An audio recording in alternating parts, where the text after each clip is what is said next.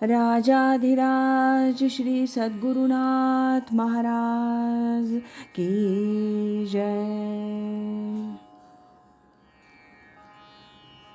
तीर्थस्वरूप परमपूज्य श्री रामराय गोविंद केळकर तथा श्री दासराम महाराज यांच्या वचनांवर आधारित श्री दादांचेच अंतरंग सत्शिष्य ना गोखले यांनी लिहिलेल्या नित्य नवा दिस जागृतीचा या ग्रंथातील आज ऐकूया 27 जून या दिवशीचं चिंतन। अहंकाराच्या त्यागासाठी परमार्थ आहे। अहंच्या आधारावर सगळा प्रपंच, संसार, आसक्ती, मी, माझं आणि बाकीचे सगळे विकार, वासना अवलंबून आहेत।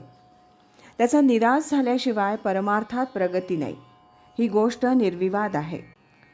परमपूज्य दादा म्हणायचे की 2 कार आहेत, एक अहंकार तरी नाहीतर साक्षात्कार तरी। कुठल्या तरी एकाच कारमध्ये बसता येणार ना। म्हणून साक्षात्काराची इच्छा असेल तर अहंकाराचा त्याग हा व्हायलाच हवा। हा अहंकार कुठे आहे? तो मनात तर आहेच, पण शरीराच्या आधाराने तो प्रगट होतो। माझा अहंभाव असे शरीरी, तथापि तो सद्गुरू अंगीकारी। माझ्या देहबुद्धीत तो अहंकार दडलेला आहे।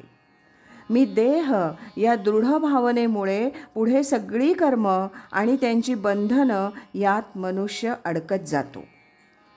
म्हणून देहबुद्धीचा निराश झाला, ती कमी झाली की अहंकाराचं ठिकाण डळमळीत होतं, त्याला तशी जागा मिळत नाही। देहबुद्धीमुळे द्वैत आहे। मी या देहाला चिकटून असल्यामुळे तो देह आहे तोपर्यंत जात नाही। मेल्यावर सुद्धा तो सूक्ष्म रूपानं राहतोच, म्हणून तर पुढच्या जन्माला जो कारणीभूत ठरतो। म्हणून याची देही याची डोळा तो नाहीसा व्हायला पाहिजे। हेच मुख्य उद्दिष्ट परमार्थाचं आहे। अहंकारात दडलेला स्वार्थ सोडून देऊन साक्षात्कार होणं हा परमार्थ। तो सद्गुरूंनी दाखवून दिलेल्या मार्गावर चालल्यावर साधतो। नामस्मरण आणि अनुसंधान या 2 गोष्टी महत्त्वाच्या। नामस्मरणामुळे मीचं स्मरण कमी व्हायला लागतं। स्मरणामुळे नामाची ओढ लागते। सुरुवातीला जरी मी नामस्मरण करतो हा भाव असला तरी कालांतरानं तो नक्की कमी होत जातो। मी नाही तूच, ना मी, हेच तर नामस्मरणाचं परमार्थाचं उद्दिष्ट आहे। म्हणून सद्गुरूंच्या आज्ञेप्रमाणे साधन करणं हेच माझं पूरक काम आणि तोच माझा परमार्थ। त्या वाटेनं गेलं की माझ्यातला अहंकार जातो, तथापि तो सद्गुरू अंगीकारी या वचनाची अनुभूती यायला लागते।